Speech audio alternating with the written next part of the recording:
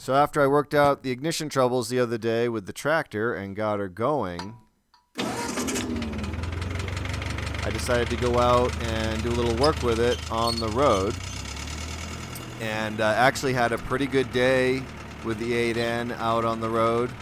And as you can see, the road here had a pretty high spot in the middle with some soft material that I was able to move around pretty well.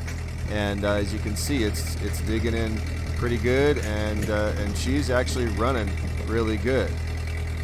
Running good. Real good.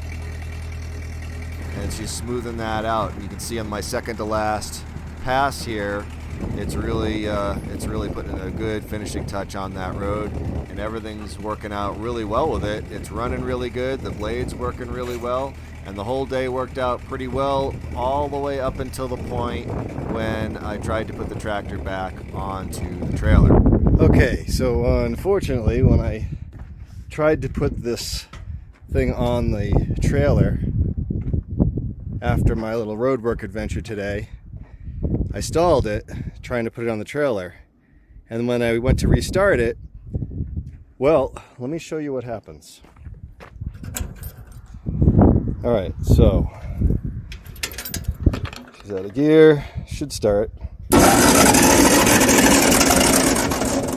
Yeah, so starter motor doesn't disengage. So that means I'm replacing a starter motor on the trailer. So I got the other one from the parts tractor, which has the original style Bendix on it, which I replaced on this one like really recently. So this is the new style Bendix. As you can see, it's locked in place here because you can't get it free by hand. I don't know if this is broken or if it just got jammed up for some reason. But I am not using the new style Bendix anymore because this can happen. And this is brand new. I mean, this has got maybe a couple of dozen starts on it total since I replaced it. So not worth it. Definitely not worth my time and money to replace. So I should have just continued to use the original Bendix that was on here because it seems to be more reliable. So I'm going to continue to use the old one, and maybe I will buy a new old style one to put back on this as a spare. But pretty disappointed with this thing. I'm not gonna be using this style anymore.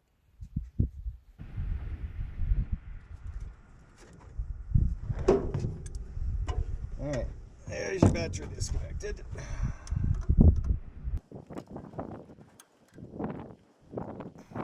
So I've already done this process once. Of course, the first time the Bendix had fallen apart inside the bell housing, and I had to go through this process of disassembling everything, taking the steering box off and getting access through there to fish out all the pieces of the Bendix that had fallen into the bell housing and were rattling around in there.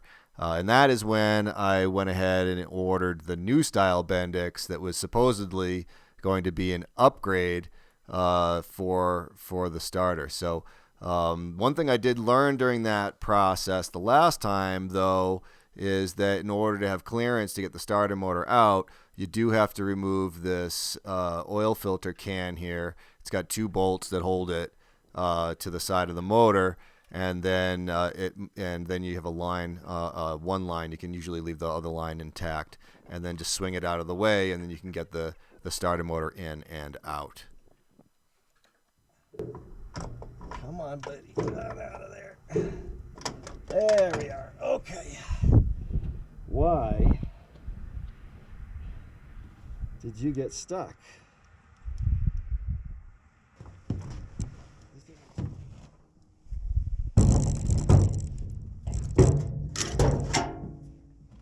Alright, and we know this one works because I used it to turn the engine over on the parts tractor in order to test the hydraulics.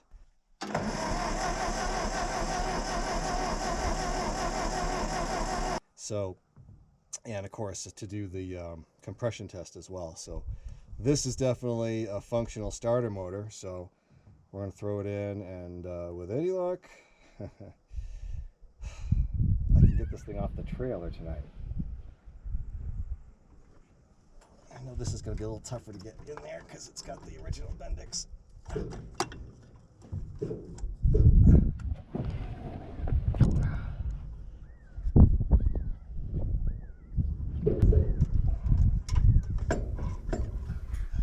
So hopefully I won't have this problem again, but I will probably go ahead and order a new, likely old style Bendix to put on the other starter motor to use as a backup.